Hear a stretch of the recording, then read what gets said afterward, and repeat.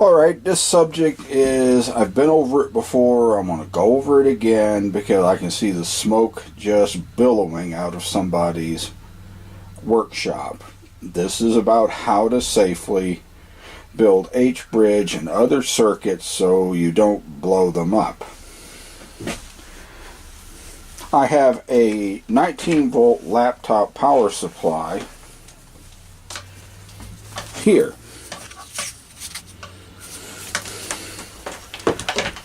This circuit here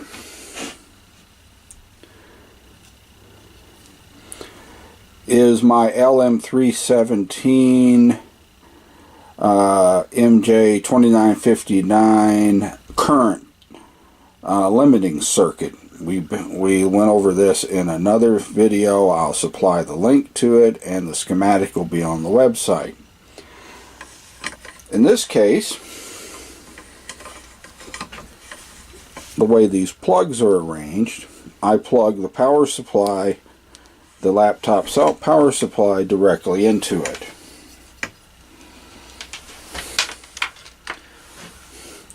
This here is my current boost LM317 adjustable voltage power supply, and the current limiting circuit plugs right into that. If you can see the little indicator meter, I've set it for 12.8 volts.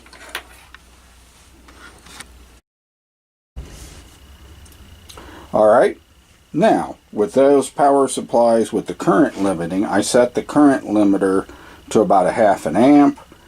I have 12.8 volts coming out. This is an H-bridge circuit composed of these little solid state relays. That's not the point here. This is the power supply, 12.8 volts coming in. I've placed a light bulb in series with the positive side, and for a load instead of a motor I have two LEDs. The idea is I have to get the electrical connections correct and the programming correct, or I'm going to blow up these modules. Guaranteed. Let's try it out. Okay. LED comes on for one direction, fine. Another LED, this time yellow, comes on for the other direction, fine. Let's zoom in, get a closer look at the LEDs.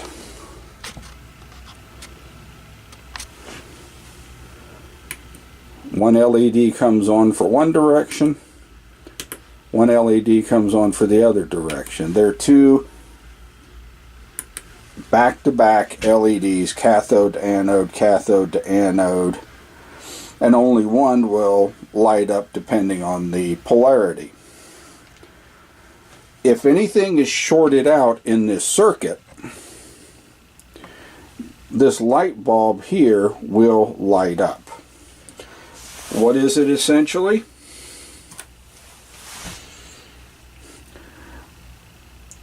I just soldered some push pins. Let's take this back out.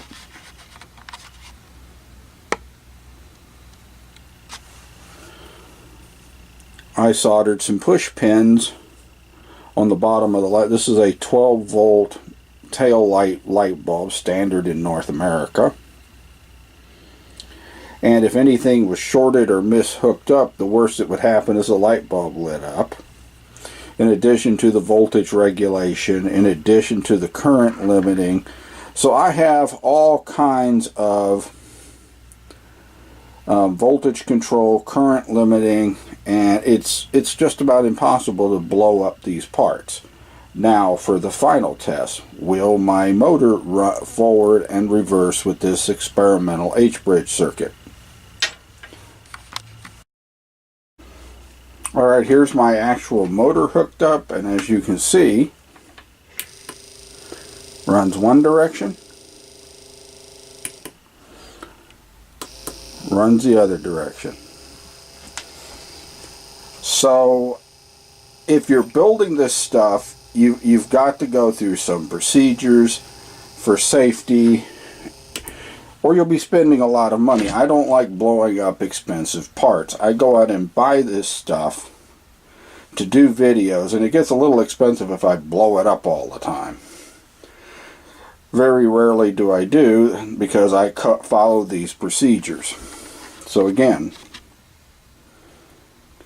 if you happen to have a power supply with a current limiting circuit, that's step one. Make sure you have a good voltage regulator circuit that can stand the current that you're planning to use. Then between the VCC and the load, and don't put a full load on it. Instead of a motor, use some LEDs or some kind of low power thing. You might want to connect a light bulb in series with the positive side of the line, and when you're sure everything is working, the programming is working, and the thing is wired correctly, then you attach the motor like I did. Okay, let's look at some different things in other videos. Thanks for watching.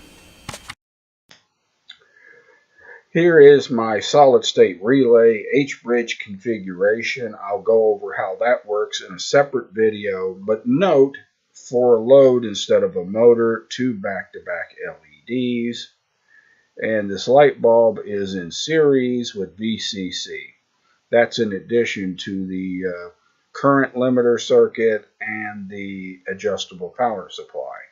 So I have multiple levels of protection and voltage regulation. Use this kind of setup for testing until you get the wiring and programming correct. This was presented in another video. This was just a way to limit current. I usually set this to with a 10 ohm load. In the case of this video, I set it for a 1/2 amp. And here is the current boost voltage regulator circuit. You saw this in another video. And so, between the 3 circuits, these 2 would be optional, but the light bulb and the LEDs are a must. So when you're developing these circuits, be careful and don't burn up the place and waste a lot of money with burned out components. Thanks for listening. Visit my website at www.bristolwatch.com.